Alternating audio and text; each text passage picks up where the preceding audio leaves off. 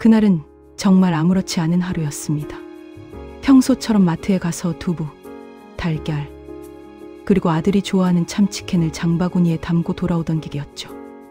무거운 장바구니를 양손에 들고 계단을 올라가는데 저희 집 우편함에 꽂힌 하얀 봉투 하나가 유난히 눈에 띄었습니다. 처음엔 그냥 공과금 고지서겠거니 했어요. 그런데 봉투 상단에 적힌 단 4글자. 병무청 발송이라는 글자를 보는 순간 손끝이 순간적으로 차갑게 식는 게 느껴졌습니다. 설마 아니겠지. 우리 아들이 벌써 이렇게 빨리. 머릿속이 하얘졌습니다. 심장이 한번 크게 내려앉더니 그 다음엔 이상하게 빠르게, 아주 빠르게 뛰기 시작했어요. 그 자리에서 봉투를 꺼내 들며 손이 덜덜 떨렸습니다. 저도 모르게 작은 한숨이 튀어나왔습니다. 아, 드디어 올게 왔구나. 평소 같으면 현관문을 열고 바로 들어갔을 텐데 그날만큼은 도어락 비밀번호가 생각나지 않을 정도로 정신이 없었습니다. 눈앞이 흐려져 봉투 글자가 2개로 보일 정도였어요. 그 순간 제 입에서 아주 작은 속삭임이 나왔습니다. 아직 애기 같은데 우리 아들이 우편함 앞에 서서. 저는 한참 동안 현실을 받아들이지 못했습니다. 안녕하세요. 제 사연을 듣고 계신 여러분. 저는 올해로 50을 넘긴 아들과 딸을 키우는 평범한 엄마입니다. 며칠 전 집 정리를 하다가 우연히 서랍 속에서 다시 발견한 그 입대 영장 봉투. 그걸 보자마자 가슴이 먹먹하게 조여오는 기분이 들었고 그때의 감정이 파도처럼 다시 밀려왔습니다. 그래서 이렇게 아들의 제대가 얼마 남지 않은 시점에 지난 시간을 돌아보며 여러분께 이 사연을 조심스럽게 들려드려 보려 합니다. 제 아들은 저에게 정말 특별한 아이였습니다. 아무렇지 않게 임신하고 출산하는 사람들을 보며 늘 부러워했던 시절이 있었거든요. 첫째를 갖기 위해 저는 3년이라는 시간을 병원과 집만 오가며 버텼습니다. 달마다 결과를 기다리고 달마다 희망이 무너지고 그 반복 속에서 어느 날은 병원 화장실 한 켠에서 주저앉아 울기도 했습니다. 그렇게 어렵게 찾아온 아이였기에 태어났을 때도 너무 작고 약했습니다. 한 번 감기에 걸리면 며칠씩 고열로 누워있던 아이. 어린 나이에도 링거 맞으면서 작은 손으로 제 손을 꼭 잡던 모습. 그래서 더 많이 안아주고 더 많이 걱정하고 더 많이 사랑하게 되는 아이였습니다. 그런 아이에게 군대를 가야 한다는 현실이 저에게는 너무 버거운 문장이었습니다. 봉투를 열어보는 순간 가슴이 쿵 내려앉았던 이유. 그건 단순히 군대 때문이 아니었습니다. 제가 평생 지켜줘야 한다고 생각했던 아들이 제가 지켜줄 수 없는 곳으로 간다는 사실 때문이었어요. 그날 밤 책상 위에 영장을 올려도 혼자 조용히 울었습니다. 입대가 다가오던 시 저는 하루하루가 너무 빨리 지나가는 것처럼 느껴졌습니다. 마치 시간 자체가 저를 밀어내는 기분이었어요. 입대 하루 전날 아들은 괜히 짐을 정리하며 농담을 던졌습니다. 엄마, 괜찮아. 금방 다녀온다니까. 하지만 그 말 속에 숨어있는 작은 떨림. 엄마인 저는 너무 잘 알고 있었죠. 저는 밤늦게까지 거실에서 불을 안 끄고 아들 방문을 바라만 봤습니다. 문틈 아래로 새어나오던 작은 불.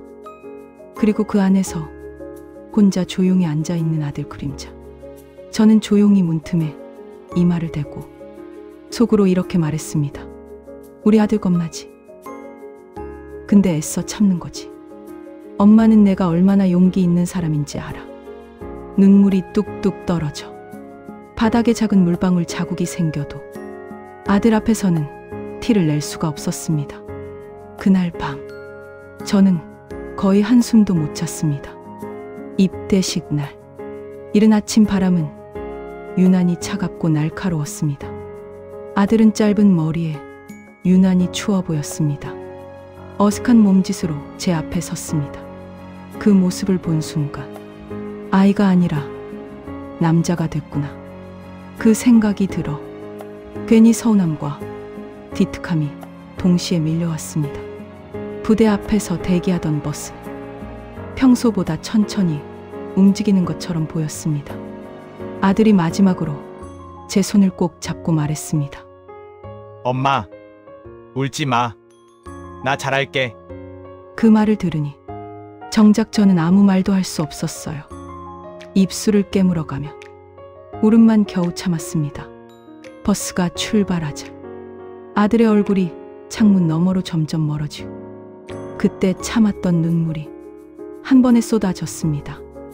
어깨를 들썩이며 몰래 땅만 보며 울었지만 마음속은 소리치고 있었습니다.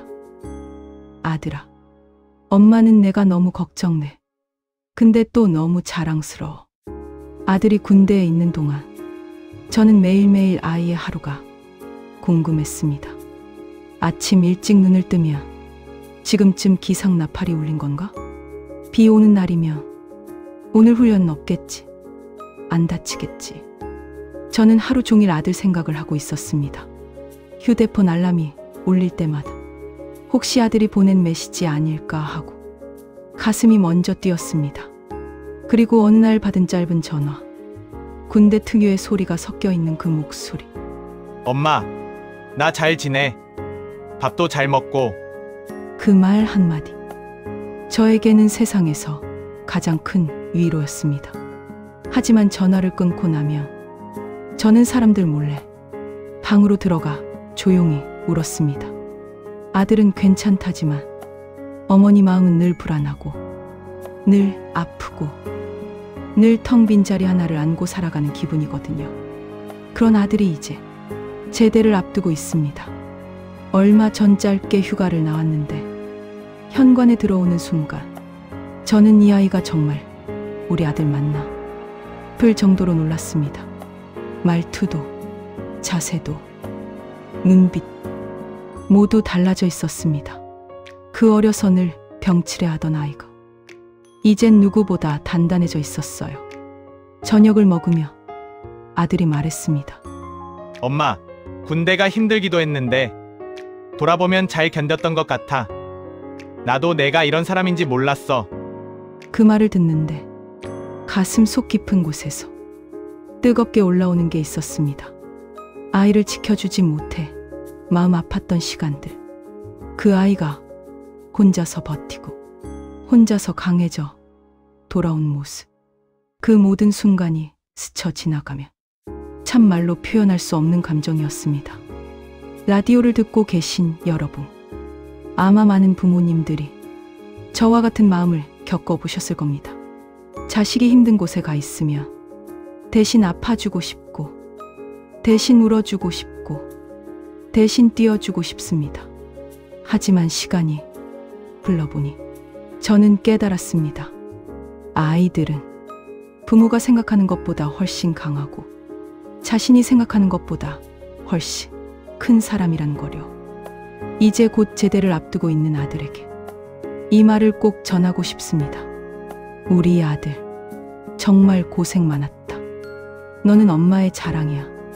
앞으로 어떤 길을 가든 엄마는 늘 너의 뒤에서 조용히 응원하고 있을게. 그리고 이 사연을 듣는 모든 가족들에게도 이 말을 전하고 싶습니다. 가족은 멀리 있어도 마음으로 연결된 사람입니다. 말하지 않아도 서로를 지탱해주는 존재이고 힘들 때 가장 먼저 떠오르는 사람입니다. 오늘 여러분의 가족에게 따뜻한 말 한마디 건네보세요. 그 한마디가 누군가에게는 삶을 버티게 하는 힘이 될지 모릅니다.